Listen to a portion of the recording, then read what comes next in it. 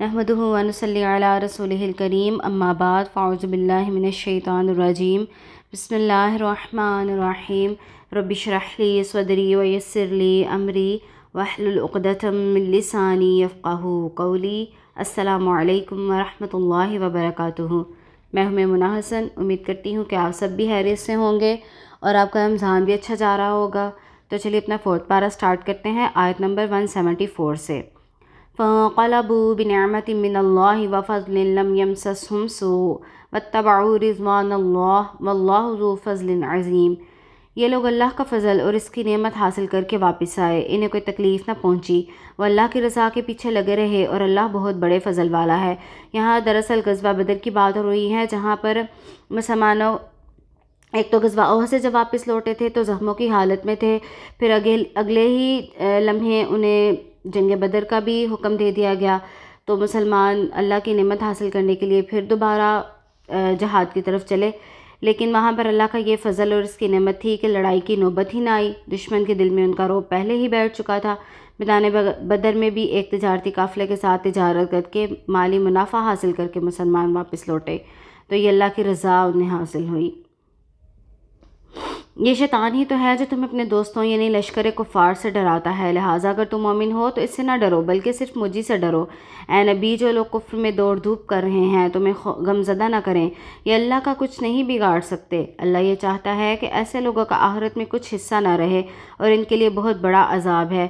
جن لوگوں نے ایمان کے بدلے کفر کو خریدا ہے، یہ اللہ کے دین کا کچھ بگاڑ نہ سکیں گے اور ان کے لیے المناک عذاب ہوگا۔ کافر لوگ ہرگز یہ نہ سمجھ بیٹھیں کہ ہم جو انہیں ڈیل دے رہے ہیں یہ ان کے حق میں بہتر ہے۔ بلا شبہ ہم انہیں صرف اس لیے ڈیل دیتے ہیں تاکہ زیادہ سے زیادہ گناہ کر لیں اور انہیں رسوا کن عذاب ہوگا۔ اللہ تعالیٰ مومنوں کے اس حال پر نہ چھوڑے گا کہ جس حال پر اس وقت تم ہو، حتیٰ کہ وہ طیب کو خبیث سے جدا نہ کر دے۔ اللہ تعالیٰ کا یہ طریقہ نہیں کہ وہ تمہیں غیب پر مطلع کر دے۔ یہاں پر ہمیں یہ بات سمجھائی جا رہی ہے کہ جب ایمان کا دعویٰ کر لیتا ہے انسان تو یہ دعویٰ ایسے ہی نہیں تسلیم کیا جاتا، بلکہ اللہ تعالیٰ آزمائش میں ڈال کر مومن کو منافق سے اور اعلیٰ درجے کے مومن کو کم درجے کے مومن سے علیحدہ کرتا ہے۔ جیسے احد میں ہر ایک کے ایمان کا حال اللہ تعالیٰ اور تمام مسلمانوں کے سامنے کھل گیا تھا، بلکہ اس کے لیے وہ اپنے رسولوں میں سے جسے چاہتا ہے منتخب کر لیتا ہے۔ لہٰذا اللہ اور اس کے رسول پر ایمان لاؤ، اور اگر تم ایمان لے آئے اور اللہ سے ڈرتے رہے تو تمہیں بہت بڑا اجر ملے گا۔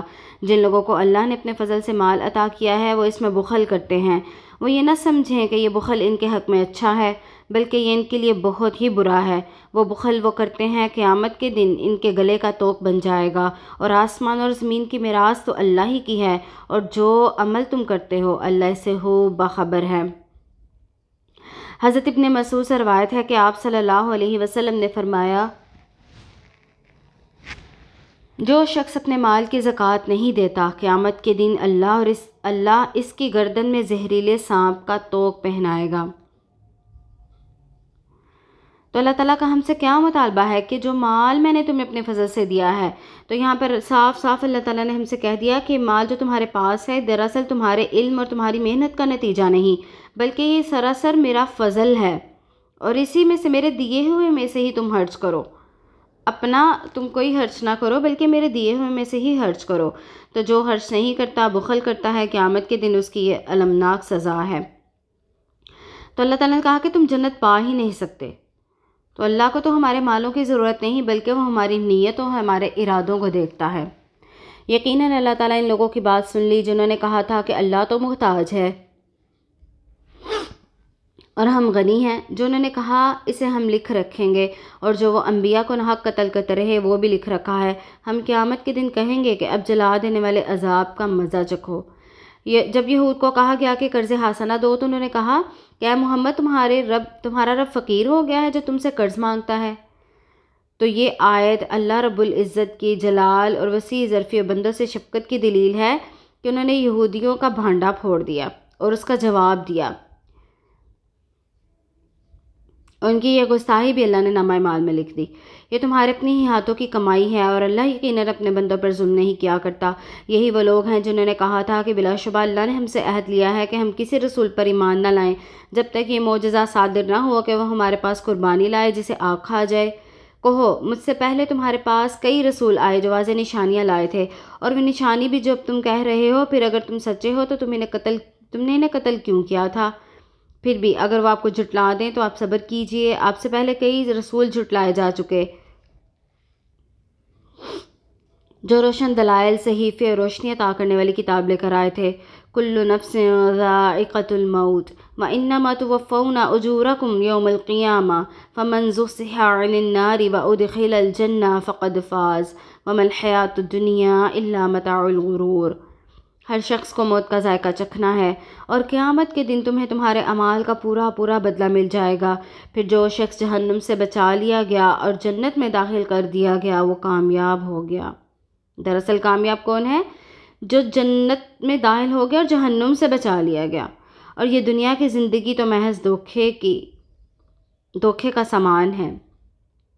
ہم سب جانتے ہیں کہ مرنا ہے مگر تیاری نہیں کرتے۔ یہ تو ممکن ہے کہ کوئی شخص بن باپ کے پیدا ہو جائے، کوئی بن ماں کے پیدا ہو جائے، یا کوئی مرنے کے بعد زندہ ہو جائے، لیکن یہ ممکن نہیں کہ موت سے کوئی بچ پائے۔ نبی اکرم صلی اللہ علیہ وسلم کی حدیث کا مفہوم ہے کہ ابن آدم کے پاس 99 موتیں آتی ہیں، 99 موتیں، پریشانیوں اور حادثوں کی صورت میں۔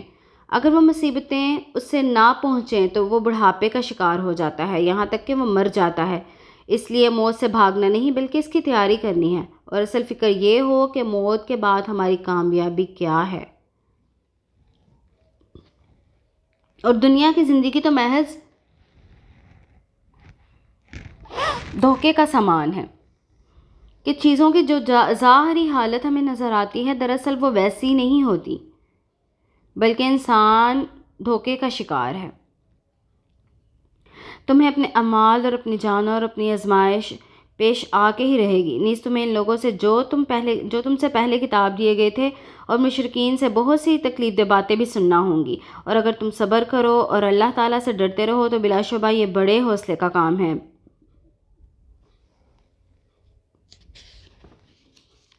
اور جب اللہ تعالیٰ نے ان لوگوں سے پختہ عہد لیا تھا جو کتاب دیے گئے کہ وہ لوگوں کے سامنے کتاب کو وضاحت سے بیان کریں گے اور اسے چھپائیں گے نہیں، پھر انہوں نے کتاب کو پس پشت ڈال دیا اور اسے تھوڑی سی قیمت کے عوض بیچ ڈالا۔ کتنی بری ہے وہ قیمت جو وہ وصول کرتے ہیں۔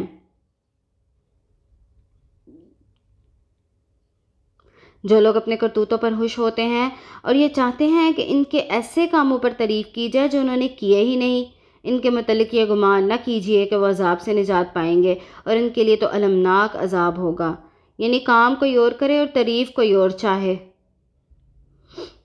تو اللہ تعالیٰ ایسی صفت کو پسند نہیں کرتے جس انسان کے اندر یہ ہو۔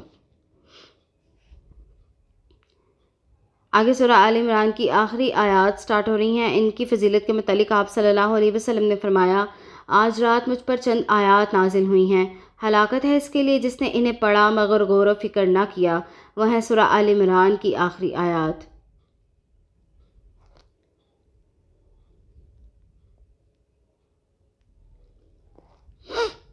وَلِلَّهِ مُلْكُ السَّمَاوَاتِ وَالْأَرْضِ وَاللَّهُ عَلَى كُلِّ شَيْءٍ قَدِيرٌ۔ آسمانوں اور زمین کا مالک اللہ ہی ہے اور اللہ ہر چیز پر قادر ہے۔ اب غور و فکر کریں زمین اور آسمان کی پیدائش میں۔ بلا شبہ آسمان اور زمین کی پیدائش میں اور رات اور دن کے باری باری آنے جانے میں اہل عقل کے لیے بہت سی نشانیاں ہیں کہ زمین پر جو شخص کائنات کی وسعت اور دن رات کے بارے میں غور و فکر کرتا ہے یقیناً وہ اس نتیجے پر پہنچتا ہے کہ یہ کائنات، یہ کارخانہ قدرت بہت بڑی طاقتور ذات چلا رہی ہے۔ اس کا انتظام اتنا مستحکم ہے کہ اللہ واحد ہی سے کنٹرول کر سکتا ہے۔ اس کارخانہ قدرت میں خود انسان کی حیثیت بے انتہا معمولی ہے۔ یہ علم اور حکمت کے موتی صرف اسے ہی نصیب ہوتے ہیں جو غور و فکر کرتا ہے۔ اس لیے اللہ تعالیٰ بار بار قرآن پاک میں ہمیں اپنی آیات، اپنی نشانیوں پر، زمین و آسمان کی تخلیق پر غور و فکر کرنے کی تاکید کرتے ہیں تاکہ ہم عقل سے کام لیں اور اللہ تعالیٰ کی ذات تک پہنچیں اور اس کی محبت کو حاصل کر سکیں۔ یہ وہ لوگ ہیں جو اٹھتے بیٹھتے اور لیٹتے ہر حال میں اللہ کو یاد کرتے ہیں، اللہ کی آیات کی تلاوت بھی کرتے ہیں، ان میں غور و فکر بھی کرتے ہیں، اور آسمان اور زمین کی پیدائش میں سوچ و بچار کرتے ہیں اور پکار اٹھتے ہیں، ربنا ما خلقت هذا باطلا سبحانک فقنا عذاب النار۔ اے ہمارے رب، تو نے یہ سب کچھ بے مقصد پیدا نہیں کیا، تو پاک ہے، پس ہمیں جہنم کے عذاب سے بچا لے۔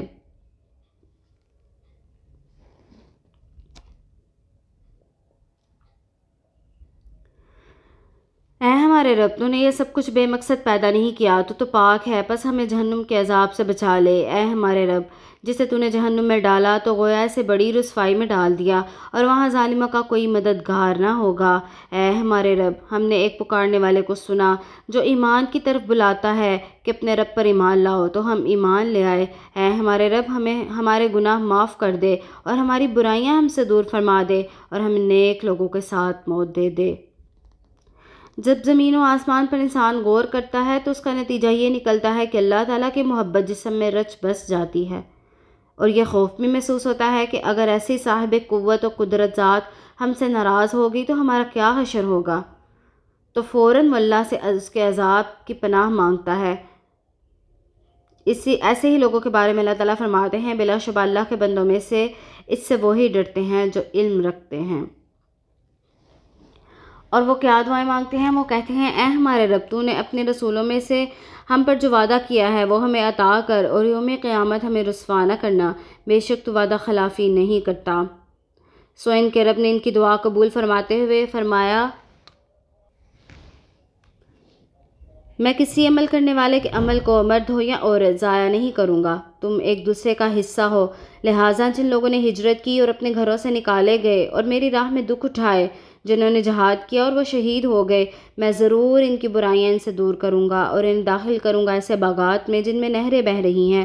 اللہ کے ہاں ان کا یہی بدلہ ہے، اور اللہ کے ہاں بہت ہی اچھا بدلہ ہے۔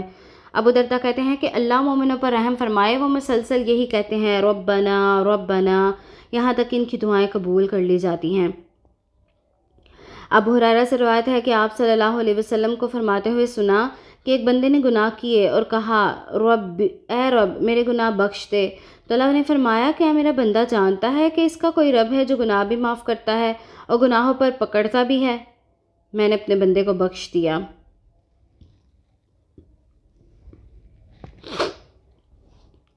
اے نبی، آپ کو دھوکہ نہیں ہونا چاہیے کہ ملک میں کافروں کے ادھر ادھر چلنے پھرنے سے یہ چند روزہ زندگی کا لطف ہے، پھر ان کا ٹھکانہ جہنم ہے جو بہت برا ٹھکانہ ہے۔ لیکن جو لوگ اپنے رب سے ڈرتے رہے، ان کے لیے ایسے باغات ہیں جن میں نہریں جاری ہیں، وہ ان میں ہمیشہ رہیں گے۔ یہ اللہ کے ہاں کی مہمانی ہوگی، اور جو کچھ اللہ کے ہاں موجود ہے نیک لوگوں کے لیے بہت بہتر ہے۔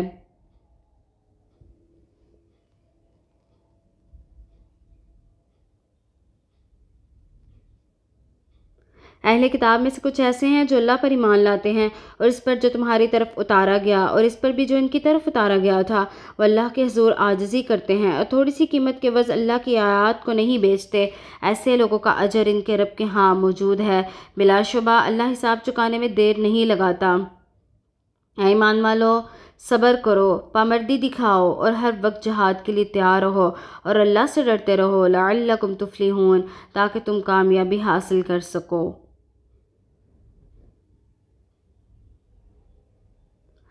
نبی اکرم صلی اللہ علیہ وسلم نے فرمایا، اہل کتاب میں سے جو اپنے نبی پر ایمان لایا اور پھر نبی صلی اللہ علیہ وسلم کو بھی پا لیا اور آپ صلی اللہ علیہ وسلم پر بھی ایمان لایا، اس کے لیے دوہرا اجر ہے۔ وہ غلام جس نے اپنے مالک کا حق ادا کیا اور اللہ کا بھی حق ادا کیا، اس کے لیے بھی دوہرا اجر ہے۔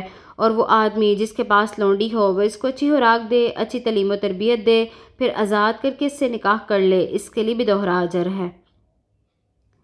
تو یہ آیات آپ صلی اللہ علیہ وسلم تہجد کے وقت تلاوت کیا کرتے تھے، ان میں دعائیں ہیں، بہترین پیغامات ہیں ہمارے لیے۔ تو اللہ تعالیٰ سے دعا ہے کہ مزید ان آیات پر ہمیں غور و فکر کرنے کی توفیق عطا فرمائے اور ان پر عمل کرنے والا بھی بنا دے۔ سورہ النساء۔ بسم اللہ الرحمن الرحیم، اللہ کے نام سے جو بڑا مہربان نہایت رحم کرنے والا ہے۔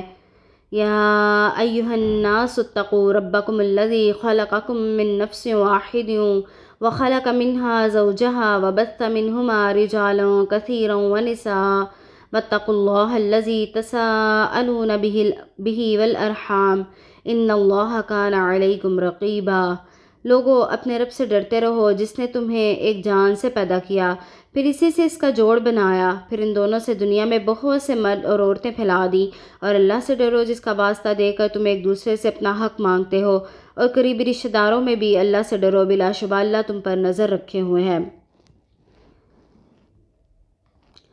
اللہ تعالیٰ نے عورتوں کے حقوق پروٹیکٹ کرنے کے لیے ایک پوری سورت اتار دی۔ عورتوں کو اتنی اہمیت دی گئی کہ عورتوں کے نام پر ایک پوری سورت اللہ تعالیٰ نے اتار دی، اور اس میں زمانہ جاہلیت کے رسموں کا بھی خاتمہ کیا گیا۔ تو یہاں پر اللہ تعالیٰ فرماتے ہیں کہ اللہ سے ڈرو جس کا واسطہ دے کر تم ایک دوسرے سے اپنا حق مانگتے ہو، قریبی رشتہ داروں کے معاملے میں بھی اللہ سے ڈرو، بلا شبہ اللہ تم پر نظر رکھے ہوئے ہے، تمہاری نگرانی کرتا ہے۔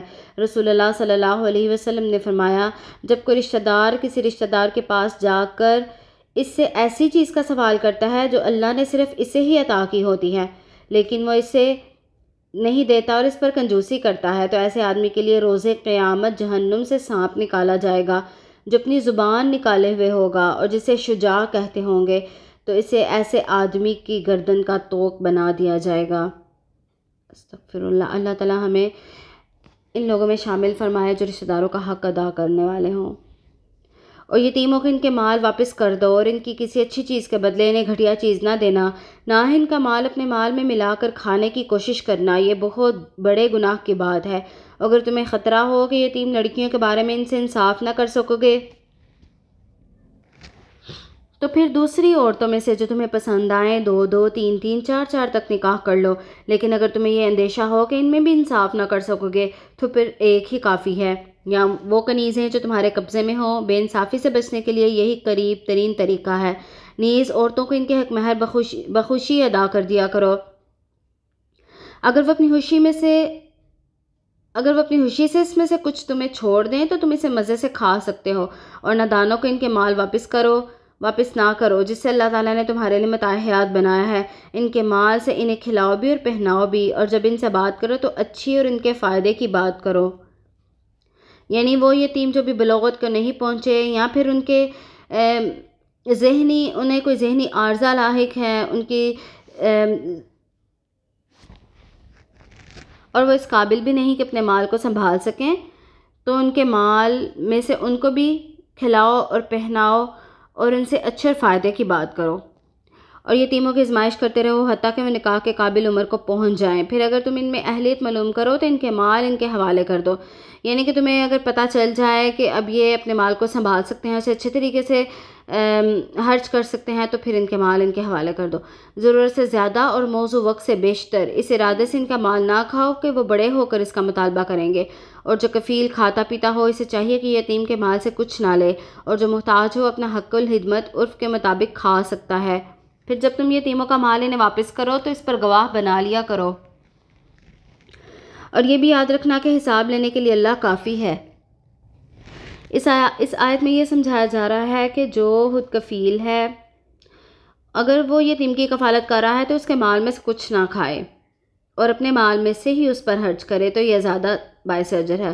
لیکن جو خود کفیل نہیں، اپنا ہی گزر بسر مشکل سے کرتا ہے، اگر وہ یتیم کی کفالت کر رہا ہے تو یتیم کے مال میں سے معروف طریقے سے زائد ضرورت کے مطابق تھوڑا سا لے سکتا ہے، اتنا زیادہ نہیں کہ وہ یتیم کا مال سارا کا سارا ہی ہڑپ کر جائے، تو اللہ تعالیٰ حساب لینے کے لیے کافی ہے۔ مردوں کے لیے اس مال میں حصہ ہے جو والدین اور قریبی رشتہ دار چھوڑ جائیں، اسی طرح عورتوں کے لیے بھی اس مال میں حصہ ہے جو والدین اور قریبی رشتہ دار چھوڑ جائیں، خواہ یہ ترکہ تھوڑا ہو یا زیادہ ہو، ہر ایک کا طے شدہ حصہ ہے۔ اور تقسیم ترکہ کے موقع پر اگر قرابت والے غیر وارث یتیم اور مسکین موجود ہوں تو انہیں بھی اس میں سے کچھ نہ کچھ دے دو اور ان سے اچھے طریقے سے بات کرو۔ یہاں پر اللہ تعالیٰ کیا حکم دے رہے ہیں کہ جیسے مردوں کا حصہ ہے اور ویسے ہی عورتوں کا بھی وراثت میں حصہ ہے۔ جاہلیت میں وراثت کی تقسیم کا کوئی ضابطہ موجود نہ تھا، ترکہ چھوڑنے کے بعد بڑا لڑکا وراثت پر قابض ہو جاتا، بیوہ، بیٹوں اور چھوٹے لڑکوں کو محروم کیا جاتا، اور عورتوں کو تو بالکل ہی کچھ نہ سمجھا جاتا۔ تو اللہ تعالیٰ نے یہاں پر وراثت کی تقسیم بتا دی کہ مردوں کے ساتھ ساتھ عورتوں کا بھی حصہ ہے۔ لوگوں کو اس بات سے ڈرنا چاہیے کہ اگر وہ خود اپنے پیچھے چھوٹی چھوٹی اولاد چھوڑ جائیں تو انہیں ان کے متعلق کتنا خوف ہوتا ہے، لہٰذا انہیں اللہ سے ڈرتے رہنا چاہیے اور وہ جو بات کریں صاف اور سیدھی کریں۔ جو لوگ ظلم سے یتیموں کا مال ہڑپ کر جاتے ہیں وہ در حقیقت اپنے پیٹ میں آگ بھرتے ہیں، ان قریب وہ جہنم میں داخل ہوں گے۔ آپ صلی اللہ علیہ وسلم معراج کے قصے میں فرماتے ہیں کہ میں نے چند لوگوں کو دیکھا جن کے لب اونٹوں کی طرح تھے۔ ایک فرشتہ ان کے لب کھول کر انگارے ان کے منہ میں ڈالتا اور نیچے سے نکل جاتے اور وہ چلاتے۔ میں نے جبرائیل علیہ السلام سے پوچھا کہ یہ کون لوگ ہیں؟ انہوں نے کہا یہ وہ لوگ ہیں جو یتیموں کا مال ناحق کھاتے تھے۔ آگے وراثت کی تقسیم کے کچھ احکامات ہیں۔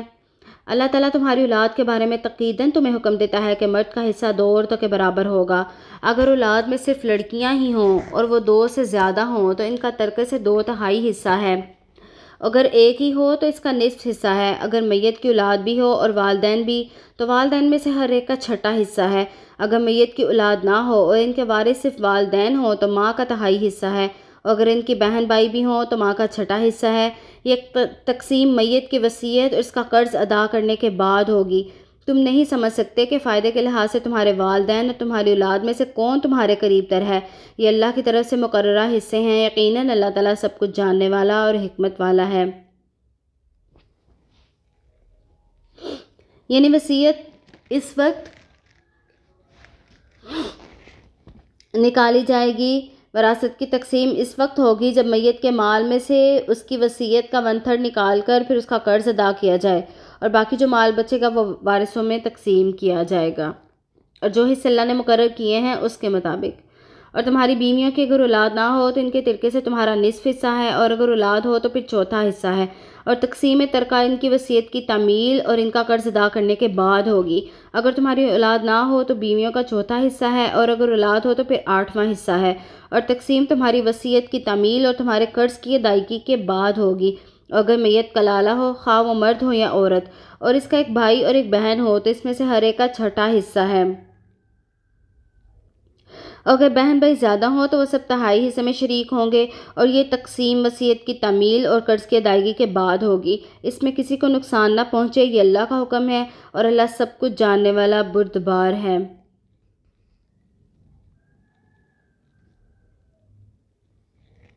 یہ اللہ کی حدود ہیں۔ جو شخص اللہ اور اس کے رسول کی اطاعت کرے گا اللہ تعالیٰ اسے ایسے باغات میں داخل کرے گا جن میں نہریں جاری ہیں اور ان میں وہ ہمیشہ ہمیشہ رہیں گے اور یہ بہت بڑی کامیابی ہے۔ اب یہ آیات وراثت کی تقسیم کے فوراً بعد نازل ہوئی تاکہ انسان اللہ سے ڈر کر یہ کام کرے،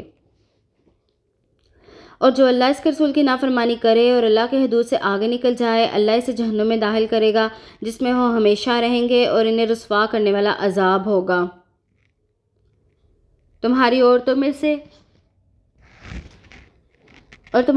سے جو بدکاری کی مرتکب ہوں ان پر اپنے میں سے 4 آدمیوں کی گواہی لو۔ اگر وہ گواہی دے دیں تو انہیں گھروں میں بند رکھو حتیٰ کہ انہیں موت آ جائے۔ یا اللہ ان کے لیے کوئی اور راہ پیدا کر دے، اور تم میں سے جو مرد اور عورت بدکاری کریں انہیں اجازہ دو، پھر اگر وہ توبہ کریں اور اپنی اصلاح کر لیں تو ان کا پیچھا چھوڑ دو، یقیناً اللہ توبہ قبول کرنے والا رحم کرنے والا ہے۔ حضرت عبادہ بن صامت سے روایت ہے کہ آپ صلی اللہ علیہ وسلم نے فرمایا، بدکار مرد اور عورت کی مستقل سزا مقرر کر دی گئی ہے، وہ تم سیکھ لو، اور وہ یہ ہے کہ کموارے یعنی غیر شادی شدہ مرد اور عورت کے لیے 100 کوڑے اور 1 سال کی جلا وطنی، اور شادی شدہ مرد اور عورت کو 100 کوڑے اور رجم کے ذریعے مار دینا ہے۔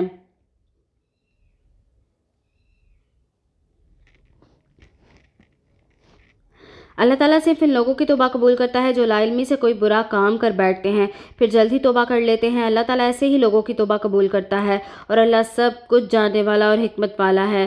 توبہ ان لوگوں کے لیے نہیں جو برے کام کرتے رہے حتیٰ کہ جب ان میں سے کسی کو موت آ جاتی ہے تو کہنے لگتا ہے انی تبت الآن کہ میں اب توبہ کرتا ہوں، اور نہ ہی ان لوگوں کے لیے جو کفر کی حالت میں مر جاتے ہیں، ایسے لوگوں کے لیے ہم نے المناک عذاب تیار کر رکھا ہے۔